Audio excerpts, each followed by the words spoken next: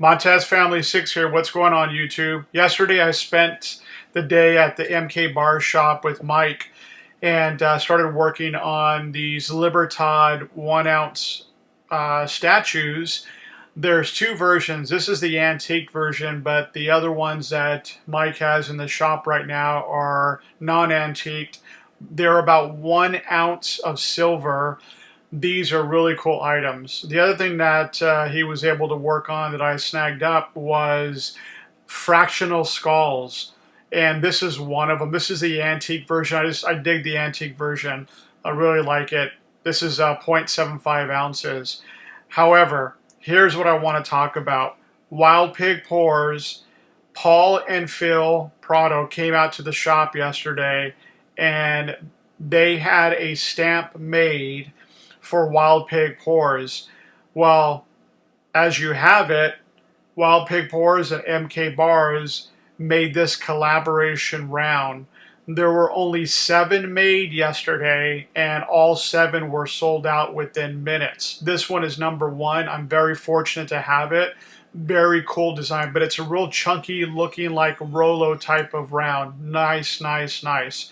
And then spent some time yesterday as well on the SAC side, and as I'll show here in a second, some slabs that I was able to make. These are rounds that I acquired over the past few months. This one here happens to be American Metal Corporation, and it's the Voodoo round. Really cool round. Picked that up from Rectifed Silver, who's on Instagram.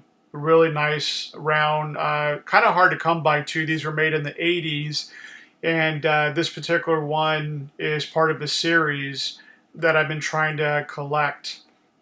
Anyhow, the next one that we have up here is from Castronomics Bullion and Coins. This is a limited mintage round that he made. It has double-sided reverses. So these are both of his reverses that he's used on other rounds. This happens to be the double-sided version, which makes it a limited edition item. He's online as well as Instagram, and I believe he has a few more of those left, but really nice round. And then the next one here is the Locker Mint. This is the Mardi Gras round, which I believe he has a few left, but it also is a limited mintage. And if you know anything about the Locker Mint, he's based in Louisiana. And there's also another famous person that's based in Louisiana, which was H. Alvin Sharp.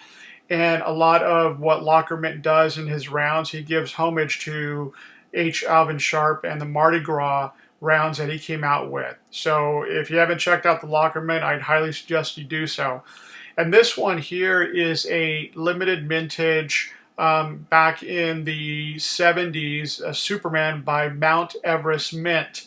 And I was able to find this one recently at the Long Beach Coin Show and snagged it up for a really good price, but had it slabbed yesterday when I was at the shop. These are hard to come by, not very many of these minted. I believe there was a total of 2,300 minted. So if you could snag one, I'd highly suggest it.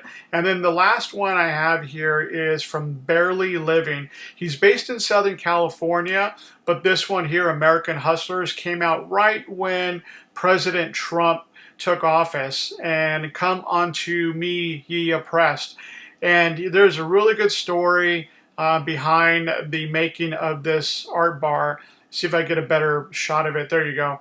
And the artist himself, Barely Living Brian, he has really unique taste in terms of his art bars.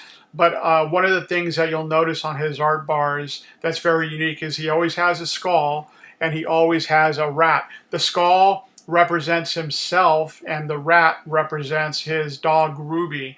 So he's really got some unique art pieces. He also has a website. He's on Instagram. But I would highly suggest, if you're into Barely Living and his art pieces, go check him out. Give him a shout. This is a rare one as well. So YouTube, thank you very much. And we'll check you on the next one. Have a good one. Bye.